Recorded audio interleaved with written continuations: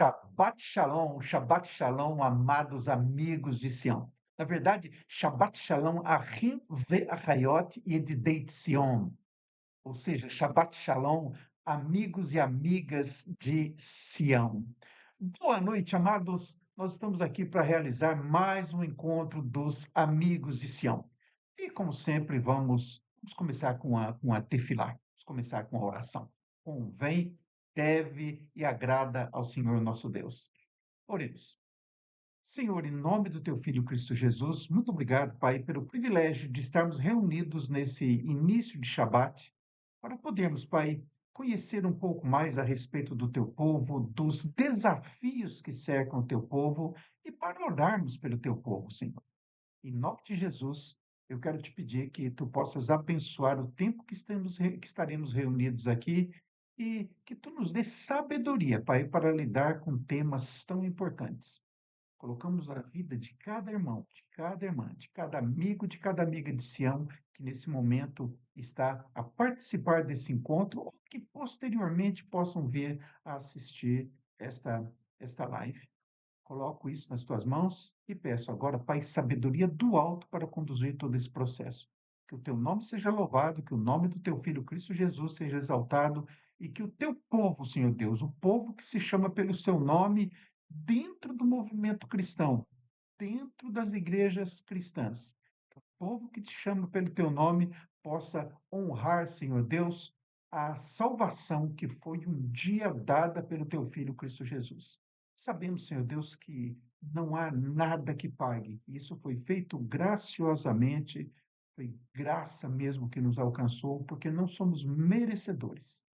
Mas, Pai, de alguma forma nós queremos retribuir, amando o teu povo, nós queremos retribuir, defendendo o teu povo, conhecendo mais, Pai, a nação de Israel, suas dificuldades, seus desafios, para que nós possamos ser verdadeiramente amigos de Sião. Colocamos nas tuas mãos esse encontro, a vida de cada um que está acompanhando. Tudo isso te colocamos nas tuas mãos e pedimos bênção no nome do teu Filho, Cristo Jesus, Messias de Israel, Salvador da humanidade. Em nome de Jesus. Amém. Amém, amados. Vamos, olha, por uma questão de estrutura nossa aqui em Portugal, eu estou com alguns compromissos aqui em Portugal, inclusive daqui a pouco eu vou ter que sair, e então, em virtude disso, eu estou fazendo uma gravação, ou seja, não é bem uma live, é uma gravação. Mas, na medida do possível, eu vou acompanhar nas redes sociais o desenrolar da do encontro e vou interagindo com aqueles que estiverem online. Por isso, entre nas nossas redes sociais, dê lá o seu like, partilhe com alguém o link e vamos então para o início do nosso encontro. E como sempre fazemos, nós vamos iniciar com as notícias de Sião. E a notícia de Sião de hoje, na verdade, eu vou ler um tweet que foi publicado pelo primeiro-ministro de Israel, Benjamin Netanyahu, no X, o antigo Twitter. Ele fez uma postagem, sabemos todos nós, tem acontecido no Oriente Médio, sabemos que o Donald Trump está disposto a fazer a paz a qualquer custo, a alcançar a paz a qualquer custo, e Israel sabe que meia paz não é paz nenhuma. Então, o primeiro-ministro Benjamin Netanyahu, na manhã de hoje, eu penso que era por volta de umas 11 horas da manhã daqui, 10, 9, 8, 7 da manhã aí no Brasil, o Benjamin Netanyahu postou um comentário no X. E nesse comentário ele dizia o seguinte, abre aspas: enquanto eu for primeiro-ministro de Israel, o Irã não terá armas nucleares. O presidente Trump e eu estamos em total acordo sobre esse assunto. Há mais de 30 anos, tenho estado na linha de frente da luta internacional contra o programa nuclear do Irã. Sem essa luta, o Irã já teria há muito tempo obtido bombas atômicas para destruir Israel. O Irã age para destruir o Estado judeu. E eu, diz o Netanyahu, e eu dedico a minha vida para impedir que ele o faça. Enquanto eu for primeiro-ministro de Israel, isso não acontecerá. Fecha aspas, concluiu assim Netanyahu na sua postagem no X. Realmente, amados, o presidente Trump parece que está disposto a ceder muito para conseguir o acordo, e o Irã, nós conhecemos bem, ele não vai parar nessa cedência toda e ele vai alcançar, ele vai querer sempre um pouco mais, e não descarta de forma alguma o seu projeto de destruição do Estado de Israel. Tanto é que, pelas ruas de Teherã, o que mais se vê são banners pegando edifícios inteiros, onde aparecem mísseis, onde aparecem mensagens subliminares dizendo que o objetivo deles mesmo é a aniquilação do Estado de Israel. E como diz o Netanyahu no final do seu tweet, ele diz: enquanto eu for primeiro-ministro de Israel, isso não acontecerá. Né? E nós sabemos que Deus tem projetos que vão além dos desejos do senhor Benjamin Netanyahu. Deus tem projetos maravilhosos para a sua terra, independentemente da participação ou não do Netanyahu. Mas o fato é que esta foi a postagem feita pelo Netanyahu. Nós vamos orar pela paz de Israel. Aliás, é um compromisso de todo amigo de Sião. Todo amigo de Sião tem aqui cartãozinho com o qual se identifica com os amigos de Sião. Tem aqui uma estrelinha de Davi escrito Sion. Na verdade, o nome técnico disso aqui é Magen Davi, o escudo de Davi. Popularmente nós chamamos carinhosamente até estrela de Davi, mas é Magen Davi, o escudo de Davi. São nossos símbolos. E e no verso do nosso cartãozinho, nós temos aqui os compromissos dos amigos de Sião, que é baseado no Salmo 122:6, que é orar pela paz em Jerusalém, baseado também em Isaías 62:1, é defender Jerusalém como cidade única, indivisível, nada de dividir lado árabe, lado israelense, não. Jerusalém é indivisível. Oramos por isso, baseado na profecia de Isaías 62:1, devemos defender isso mesmo, e também é nosso dever, quanto amigos de Sião, compartilhar que o Rei Eterno, Yeshua HaMashiach, vai reinar sobre toda a terra a partir de Jerusalém. Nós temos essa profecia em Jeremias 3:17. São esses os compromissos dos amigos de Sião. Vamos orar então para que haja paz em Israel, para que haja paz em Jerusalém, e logo depois vamos para a nossa palestra da noite de hoje. Vamos orar. Senhor Deus, Pai amado, nós sabemos que é bíblico, Pai, orar pela paz em Jerusalém. Só porque isso nos faz bem, mas porque isso é agradável a Ti, Senhor Deus. Por isso nós oramos. Dentro desse clima todo pelo qual Israel tem passado, dentro dessa pressão toda de mísseis vindos do norte, do sul do Líbano para o norte de Israel, mísseis vindo no lado leste, vindo lá do Irã. Sabemos, Senhor Deus, que são dias difíceis. Mísseis vindo do sul, do Iêmen. Sabemos que o nosso povo querido, teu povo amado, nós sabemos, Senhor Deus, que tem passado dias difíceis. Nós te pedimos, Pai, em nome de Jesus, providencia milagre, Pai. que os atentados sejam cada vez menores, que tu capacites as forças de defesa de Israel, a polícia de Israel, os sistemas de segurança, de vigilância. Capacite, Senhor Deus, para proteger o teu povo, mas acima de tudo, Pai, nós te pedimos que haja salvação no meio do teu povo.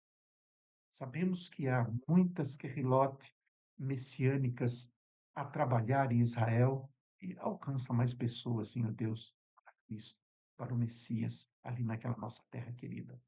Também, Senhor Deus, coloco desde já nas tuas mãos os irmãos que têm preparado caravanas para ir para Israel, para abençoar o teu povo, Senhor Deus, que precisa do turismo também. Nós queremos te pedir, Pai, que tu abra as portas, que não seja empecilho esses tempos difíceis e que os nossos irmãos que estão preparados para ir para Israel possam realizar esse sonho. E que aqueles, Senhor Deus, que estão indecisos, que saibam que Israel protege não só os seus, como protege também aqueles que amam e que visitam Israel. Coloco isso nas tuas mãos, Senhor, e peço que agora tu nos oriente a tirarmos lições desta mensagem que vamos compartilhar com os irmãos agora. Pedimos isso em nome do teu Filho, Cristo Jesus, Yeshua HaMashiach. Hashem Yeshua HaMashiach, em nome de Jesus. Amém. Amém, amados. Amados, no final da semana passada, nós recebemos aquela excelente notícia, eh, compartilhada pelo aquele Rafael Rogenchan, tem um nomezinho complicado, a pronúncia dele é muito interessante. Eu tive que até procurar no Google para ver como é que pronunciava o sobrenome do Rafael, e ele compartilhou conosco uma notícia muito boa, dizendo que numa pesquisa que foi feita em 35 países, o único país onde o antissemitismo não aumentou foi no Brasil. Realmente essa notícia nos alegrou muito e eu até disse no nosso grupo de WhatsApp que os amigos de Sião têm uma parcela de participação nesse resultado. Há décadas, os amigos de Sião têm trabalhado para mostrar verdadeiramente quem é Israel, como agem os judeus e, principalmente, nós temos nos esperado em assumir 3 compromissos básicos. Esses compromissos que eu comentei há pouco, que está aqui no nosso cartãozinho.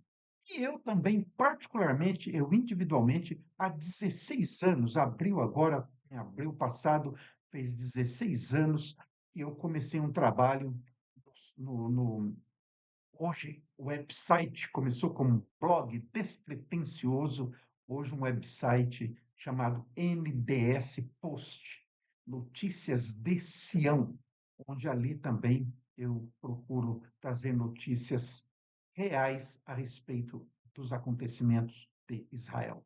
Seja, amados, nós temos defendido essas bandeiras, nós temos assumido estes compromissos e nós temos partilhado tudo isso com milhares de pessoas ao longo de várias décadas, principalmente os encontros dos amigos de Sião.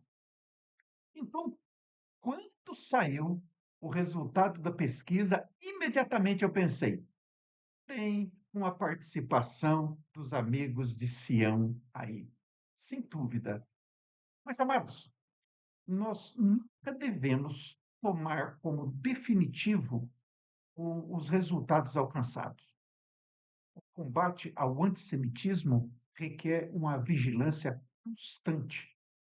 A situação do Brasil não é grave, mas não nos esqueçamos os alertas de Jeremias 37, que diz esse alerta, fala sobre a questão da angústia de Jacó.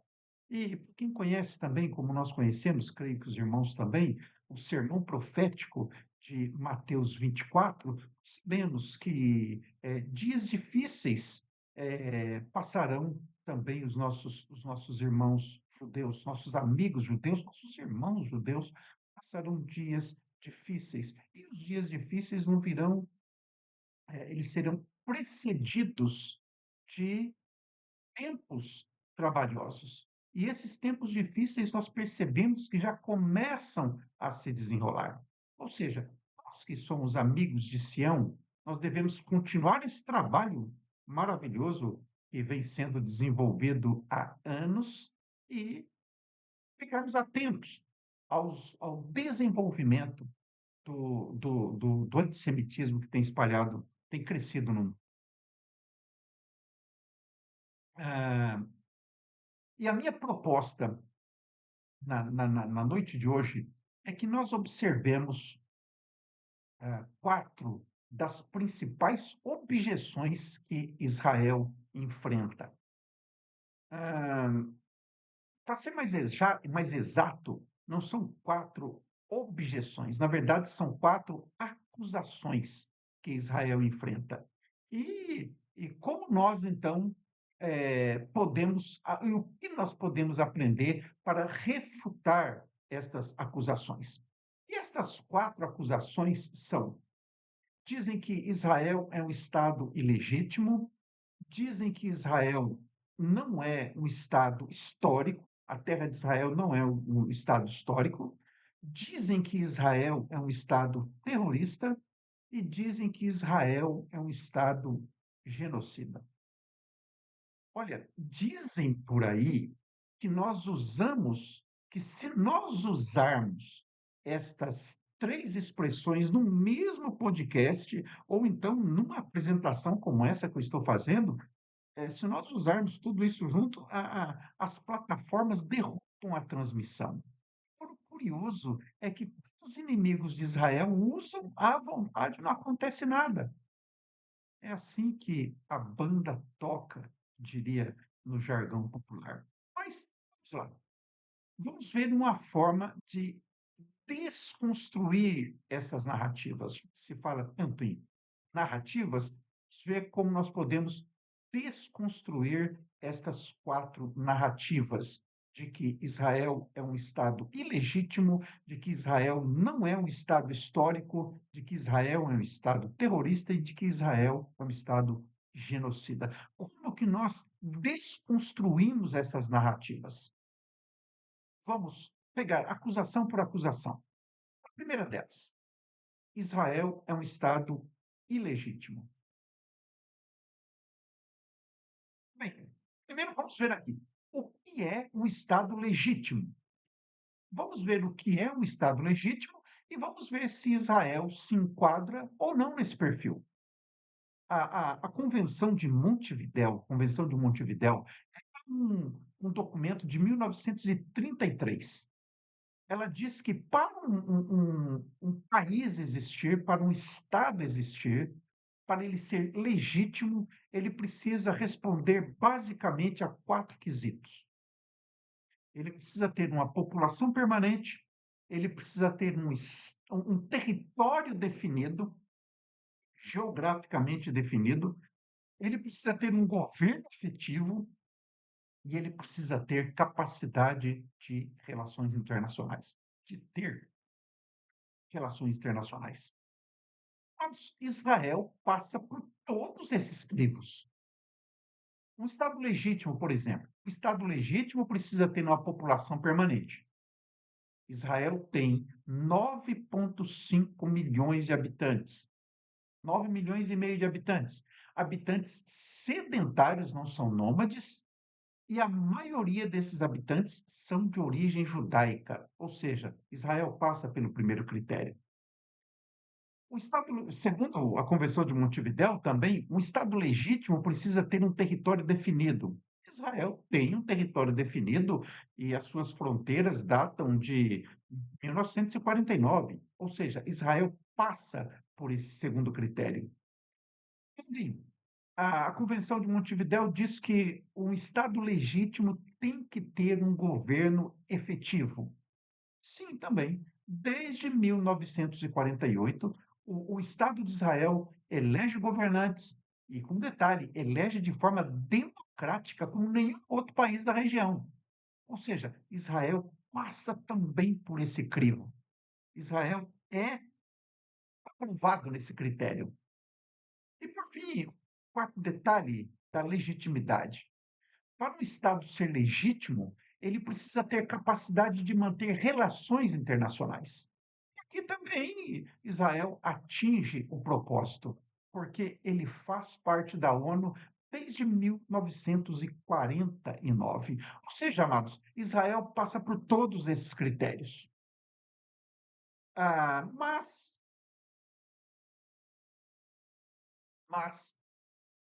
eu sei que quando nós apresentamos esses argumentos, evidentemente é normal numa discussão, numa conversa, se você está conversando com alguém e diz que o Israel é ilegítimo, você elenca esses 4 tópicos aí que eu disse e é claro, está claro aí, é isso que diz a Convenção de Montevidéu. Quando a gente apresenta argumento, vem argumentação. Tudo bem. E uma destas argumentações é que Israel é um país que foi criado recentemente. E o Israel moderno não tem o direito de reivindicar uma ancestralidade histórica. Ah, olha, se essas pessoas, se alguém que vem com esse argumento, se quiser sustentar esse argumento como forma de descredibilizar Israel, eles vão ter que fazer o mesmo com pelo menos 16 outros estados. Há 16 outros países, no mínimo, nas mesmas condições. Por exemplo, a Índia, o Paquistão, são estados que foram criados em 1947 e no mesmo sistema de partilha, um sistema de partilha muito parecido com a forma com que a terra de Israel foi partilhada entre judeus e árabes em 48. Um ano antes, Índia e Paquistão surgiram assim. Ou seja, se Israel é ilegítimo, Índia e Paquistão também são. Peguemos outro. Tem 2 aí. Eu disse que são 16 ao todo. Outros 2. Mais um, Jordânia. Jordânia. A palavra Jordânia sequer aparece na Bíblia. E se pegar os registros arqueológicos, documentos antigos, você não vai ver a palavra Jordânia. E sabe por quê? Porque Jordânia foi também criada, e foi criada em 1948, no mesmo período de Israel.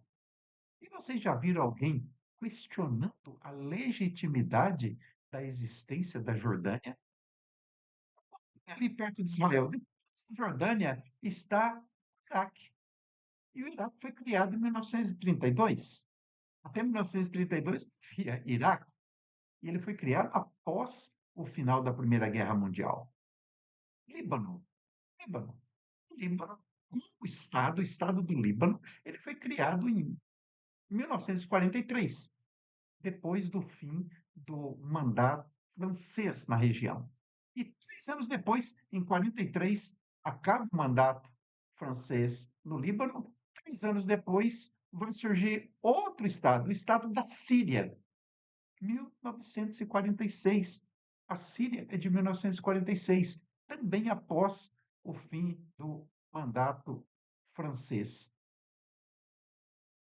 Avançando um pouco no calendário aí, 1960, o ano que eu nasci em 60.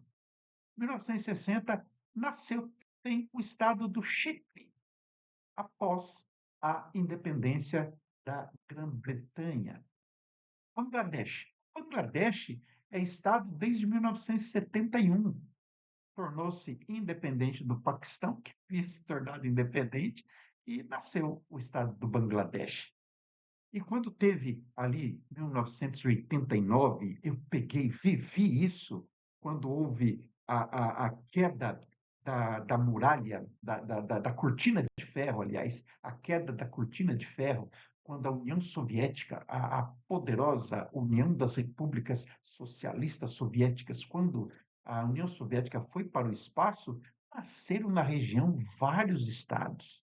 Armênia, Estônia, Letônia, Lituânia, são estados que nasceram, sabe quando?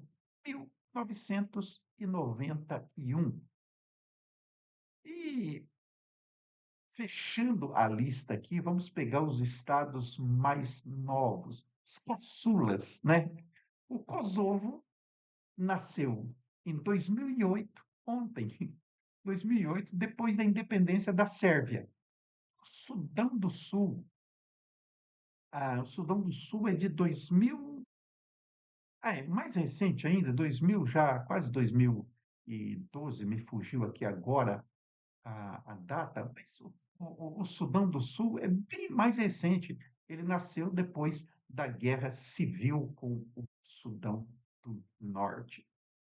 Até aqui, não sei se alguém foi contando nos dedos aí, nós temos aqui 15 estados que nasceram assim também, e que são reconhecidos, e que você não ouve ninguém protestando contra eles.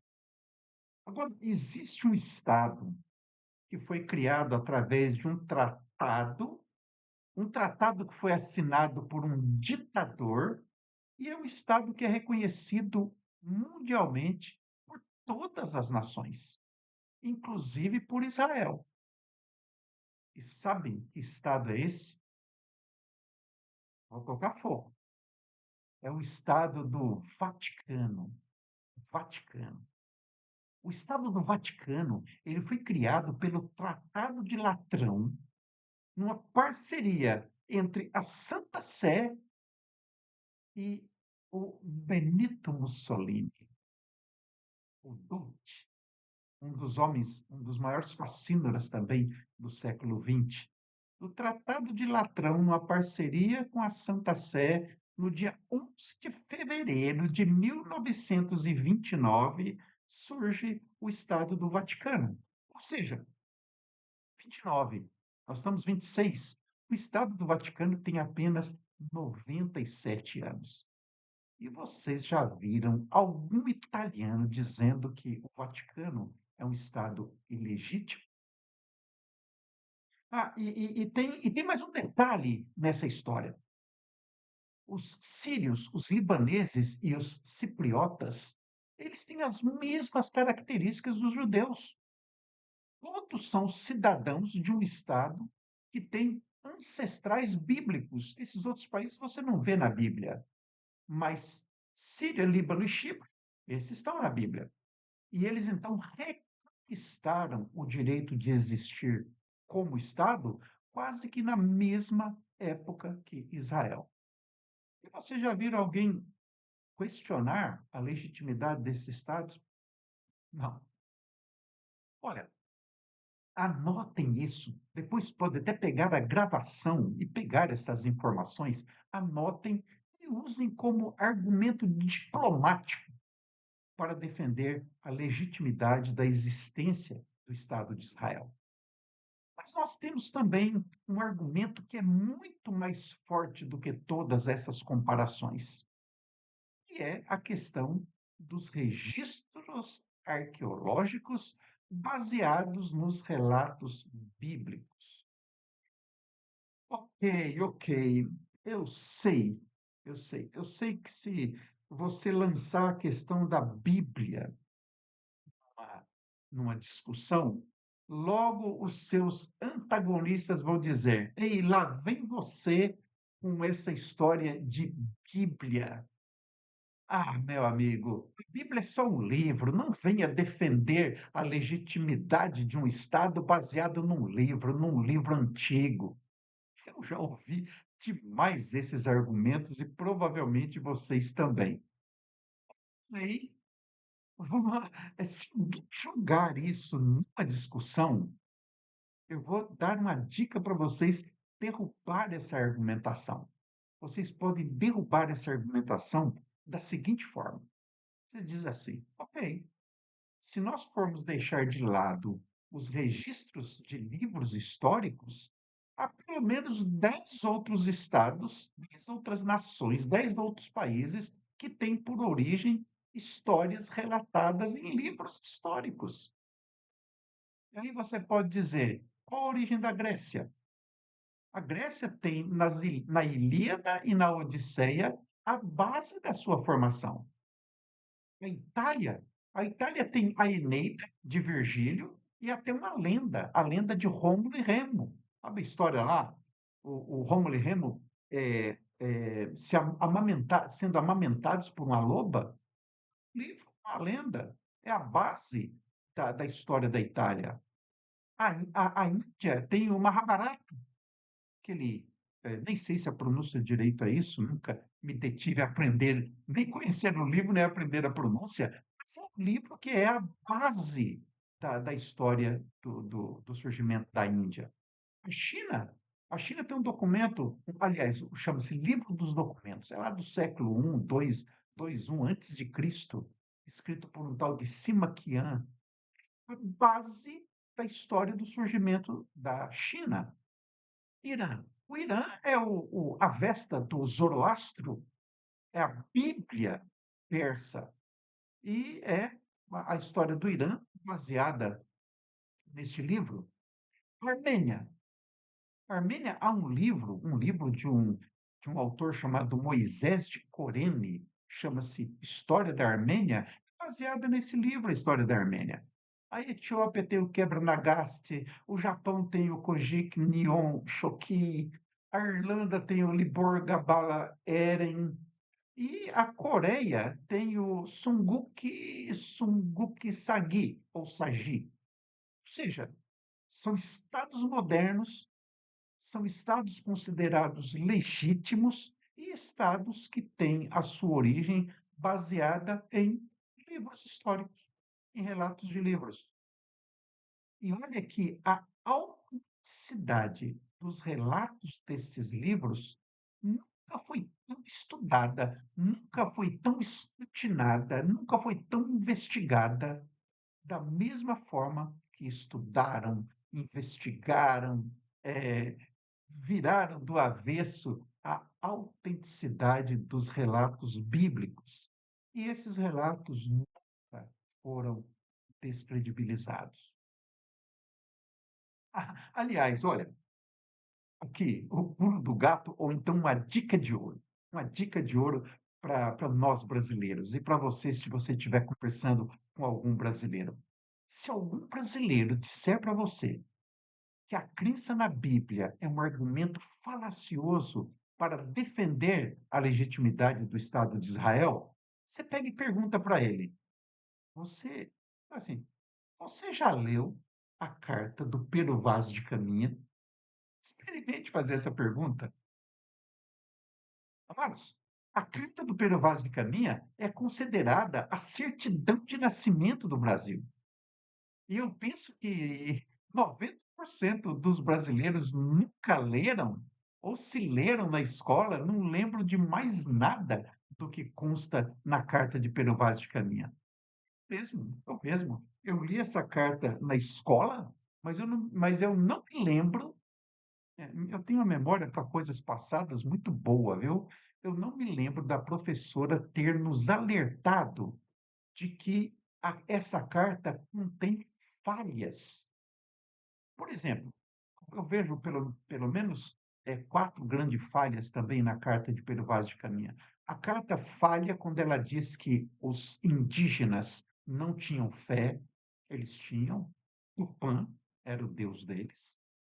A carta falha quando diz que os moradores da terra não cultivavam a terra, já tinha cultura de mandioca, milho eu não sei, mas a mandioca eu sei que já tinha cultura da mandioca, eles cultivavam sim a terra. A carta falha ao dizer que não havia hierarquia entre eles. Olha, é claro que havia. Havia cacique, havia pajé, havia toda aquela hierarquia dentro das aldeias. E a carta do Pedro Vaz de Caminha falha também ao dizer que os silvícolas, os índios que eles encontravam, não tinham habitações permanentes, não tinham habitações fixas, que eles viviam a mudar de um lugar para o outro. Mas a carta de Pedro Vaz de Caminha é um documento extremamente superficial. Agora, veja um detalhe: o Brasil foi descoberto no dia 22 de abril. E sabe qual a data da carta? A carta foi assinada, foi escrita ao longo dos dias, né? Mas a carta foi assinada no dia 1º de maio. Ou seja, 8 dias depois da descoberta. Em 8 dias, olha, sem conhecer o idioma dos habitantes locais, sem entrar na mata dentro, o Pero Vaz de Caminha e o próprio staff ali, diria, do Pedro Álvares Cabral, eles enveredaram para a mata. Isso só vai acontecer muito tempo depois com os bandeirantes, nas entradas e bandeiras. Então, olha, sem conhecer a língua, sem ter entrado mata dentro, sem ter um drone, né, para sobrevoar ali, para ver como que era além do litoral, o Pero Vaz de Caminha desenvolveu uma ideia geral do que era o nosso país. E esta carta, ela é aceita como a certidão de nascimento do Brasil. E ninguém contesta. Bem, vamos recapitular aqui o que nós temos até agora. Ah, Israel é sim um Estado legítimo, Israel é sim um Estado histórico, mas a terceira acusação, Israel é um Estado terrorista. Será que Israel é mesmo um Estado terrorista? Bem, aqui é uma questão de nós analisarmos a definição de dois termos técnicos: terrorismo e autodefesa. Vamos, vamos ver alguns critérios. Vamos ver como esses critérios, vamos ver alguns critérios e vamos ver como esses critérios se encaixam na definição de terrorismo ou de autodefesa. E vamos ver se Israel pratica terrorismo ou se ele aplica autodefesa. Uma coisa é praticar, outra coisa é aplicar. Israel pratica terrorismo ou Israel aplica autodefesa? Vamos ver critérios. Critérios. Primeiro critério: alvo. No terrorismo, o terrorista visa atingir alvos civis intencionalmente. Na autodefesa, o país foca os ataques em militares e combatentes. No dia 7 de outubro, o Hamas atacou civis indiscriminadamente. Isso foi terrorismo. Israel fez por sua vez, né? Por sua vez, o que que Israel fez? Israel fez uma leitura facial, ele mapeou com inteligência artificial todos os terroristas e ele passou a eliminar, a procurar, localizar e eliminar um a um. Isso é autodefesa. Quem fez aquelas barbaridades todas uma vez, com certeza se tiver oportunidade, faz novamente. Então foi autodefesa. Segundo critério, objetivo. No terror, o objetivo é causar pânico. Na autodefesa é neutralizar a ameaça. Terceiro critério, método. No terror, são feitos ataques discriminados. Eles lançam um míssil e caia onde cair. Já na autodefesa, o país, o Estado faz operações militares direcionadas, os chamados ataques cirúrgicos. Quarto critério, direito internacional. Olha, todos os órgãos internacionais consideram a ação terrorista como algo ilegal. São atos ilegais. Apenas os movimentos ideológicos radicais consideram o terror como ferramenta útil para atingir objetivos. Mas os órgãos internacionais classificam como atos ilegais. Já autodefesa. O artigo 51 da Carta das Nações Unidas considera a autodefesa como uma ação legal. E, por fim, o quinto critério aqui, exemplos. Exemplos. Como exemplos, você pode pegar grupos como a OLP, o Hamas, o Hezbollah, Estado Islâmico, Al-Qaeda e, mais recentemente, o PCC e o Comando Vermelho. Isso são grupos terroristas. Então, baseado nesses critérios, critérios aceitos internacionalmente, nós podemos afirmar que Israel não é Estado terrorista.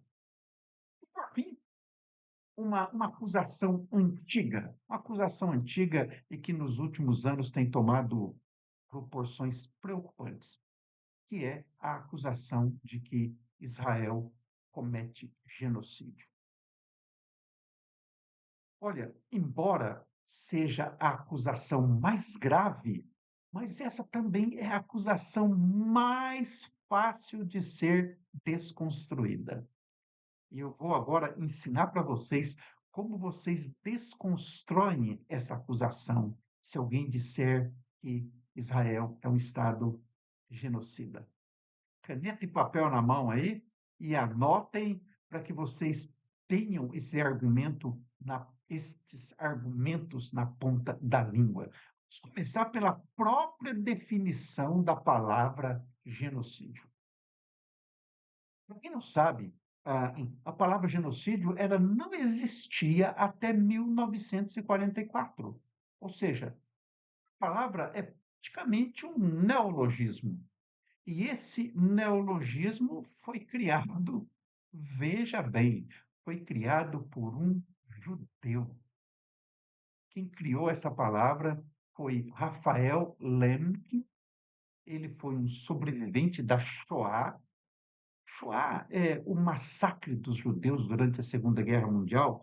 Os judeus e nós, amigos de Sião, preferimos usar essa expressão Shoah, tragédia, do que usar a expressão popular holocausto. Só o holocausto é um sacrifício a Deus. O mundo usa o holocausto, mas nós, como amigos de Sião, preferimos usar a expressão Shoah. E o Rafael Lemkin é um sobrevivente da Shoah. Ele foi um jurista, um filólogo e filósofo. Ele era judeu, claro, e ele perdeu 49 parentes em menos de 6 anos, todos assassinados pelo nazismo alemão. Amados, eu tenho 66 anos e ao longo da minha vida eu perdi pouquíssimos parentes. É claro que quanto mais vamos envelhecendo, mais próximos ficamos de perder mais parentes. Mas eu, em 66 anos, perdi pouquíssimos parentes. Eu não sei quantos parentes vocês perderam ao longo da vida de vocês, mas o Rafael Lemkin, em 6 anos, perdeu 49 parentes diretos. E foi depois dessa tragédia familiar, essa tragédia pessoal, que ele criou a palavra genocídio. E para formar essa palavra, ele era filólogo, ele trabalhava bem com as palavras, e para formar essa palavra, para criar essa palavra, ele pegou duas outras. Pegou uma palavra em grego, genos, que significa raça, povo, tribo, e a palavra latina, caedere, que significa matar, matar. Duas palavras. Juntou essas duas palavras e criou a palavra genocídio. E foi a ONU que acabou por transformar ela num termo legal, porque a ONU incluiu essa palavra no título de uma das suas convenções. Não só incluiu no título, como explicou o que era, porque também era uma palavra nova, né? Mas na Convenção para a Prevenção e Repressão do Crime de Genocídio, a, a ONU usou no documento o termo e também dentro do documento ela explicou. E ela diz que genocídio é o seguinte, abre aspas, genocídio significa atos cometidos com a intenção de destruir, no todo ou em parte, um grupo nacional, étnico, racial ou religioso. Olha, deixe-me, fecha aspas, né? É esse o sentido de genocídio. Deixa-me dar um exemplo no qual o Rafael Lemek se baseou para, para criar. O exemplo, né? Deixa-me dar o exemplo que o Rafael Lemke se baseou para criar essa expressão. Veja, antes da ascensão do nazismo, antes de Adolf Hitler assumir o poder, havia aqui na Europa 9,5 milhões de judeus. Mesma quantidade que tem Israel. Lá é a população geral. Havia na Europa 9,5 milhões de judeus. Em pouco mais de 5 anos, não chegou a ser 6 anos completos, em pouco mais de 5 anos, esse número havia caído para 3,5 milhões. Nesse curto espaço de tempo, 63% dos judeus europeus foram mortos. Só na Polônia, dos 3,3 milhões judeus que existiam, só restaram 45 mil. Ou seja, 98% dos judeus poloneses foram mortos. Isso é genocídio. Agora vamos olhar para a situação de Israel. Vamos olhar para Israel depois dessa destruição toda que a TV mostra, né? Muito seletiva. As imagens são muito seletivas. A pergunta que se faz é: será que Israel não estaria praticando genocídio? Bem, vamos pegar aqui os dados oficiais dele. Os dados oficiais do Hamas, nós sabemos que são dados nem sempre confiáveis. Segundo o Hamas, morreram 72.200 pessoas na guerra de Gaza. Israel disse: olha, pode ser que tenha sido em torno de 70 mil, mas vamos pegar os 72.200 que diz o Hamas que tenha morrido. Se a população de Gaza tem 2,2 milhões de habitantes, essas mortes representam 3,2% da população. 3,2%. São mortes que poderiam ter sido evitadas? Sim, principalmente se o Hamas não usasse a população como escudo humano. É uma tragédia? Claro que é, mas não nos esqueçamos que o Anuário Brasileiro de Segurança Pública disse que em 2024 foram contabilizadas no Brasil 44.127 mortes violentas.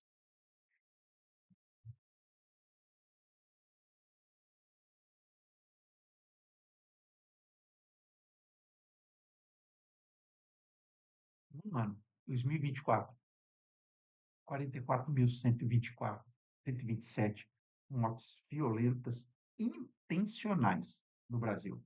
Ou seja, durante 2 anos e meio de guerra na faixa de Gaza, durante os 2 anos e meio que durou as principais incursões na faixa de Gaza, dentro desse período, no Brasil, morreram quase 50 mil pessoas a mais do que em Gaza.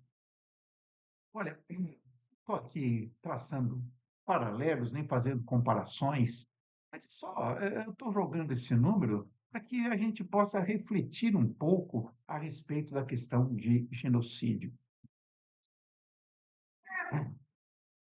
Os críticos dizem, vamos voltar à questão do genocídio. E eu estou temos aqui muitos pólens no ar, e é uma época que eu sofro um pouquinho com pólen. Pastor, pastor Alexandre Dutra sofre, desculpe mesmo, viu? Pastor Alexandre Dutra sofre com o frio e eu sofro com o calor, eu sofro com os pólens. Vamos lá, está no final, estou bem pertinho já. Voltando à questão do genocídio. Os críticos dizem que Israel está fazendo limpeza étnica com o uso de genocídio. Bem, é bom saber que quando Israel conseguiu a sua independência, em 1949, havia cerca de 1.250.000 árabes em Israel. 1949, 1.250.000 árabes. Sabe quantos são hoje? 5.600.000. Estima-se que o crescimento da população árabe desde a independência de Israel até hoje, estima-se algo aí entre 348 a 450% de crescimento.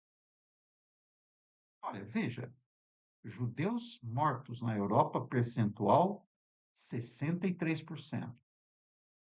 Judeus aniquilados na Polônia, 98%.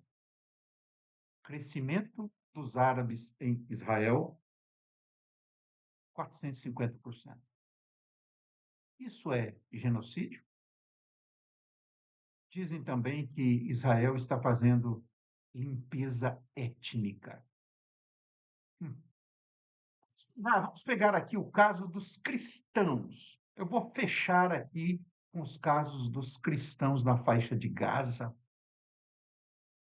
Vocês sabiam que dos anos 60 até os dias de hoje, o número de cristãos no lado judaico de Israel, Judeia, Samaria, partes da Galileia, o número de cristãos tem se mantido estável ao longo das últimas décadas, e não subiu nem cresceu, há um equilíbrio ali. Até porque a Aliá, ela é voltada para recambiar judeus e não cristãos. No meio, é claro que vai algum cristão, mas grande parte são judeus professos. Dos anos 60 até os dias de hoje, o número de cristãos no lado judaico tem se mantido estável. Mas e na faixa de Gaza? Não sei se vocês sabem, mas o decréscimo do número de cristãos na faixa de Gaza está entre os 75% a 80%. Isso é limpeza étnica. Na verdade, uma limpeza étnico-religiosa. Amados, Israel tem em vocês grandes amigos. E os grandes amigos devem ter argumentos para defender os amigos quando estes são atacados. E eu espero, na palestra de hoje, ter dado uma contribuição para que vocês tenham dados em mãos, dados reais, dados em mãos, para defender Israel de calúnias, de difamações e de fake news. Se alguém apontou, está ótimo. Se não apontou, pegue a gravação, reveja, tenha esses dados, use esses dados para contra-argumentar aquelas pessoas que criticam o Estado de Israel, que criticam o povo de Israel. Ok, amados? Olha, consegui chegar até o final. A garganta está aqui a pedir mais água. E eu desejo a todos vocês, primeiro, que façam bom uso dos dados que foram aqui apresentados, e também desejo a vocês um bom Shabbat Shalom, né? Um sábado de paz. Para quem é namorado, hoje é o Dia dos Namorados, que você também possa aí estar com o seu amor, né? Mas tenha em mente que é importante você ter informações em mãos se você quiser defender a nação de Israel, se você quiser defender o povo de Israel. Shabbat Shalom, amados, e até uma próxima oportunidade, se Deus quiser. Shabbat Shalom.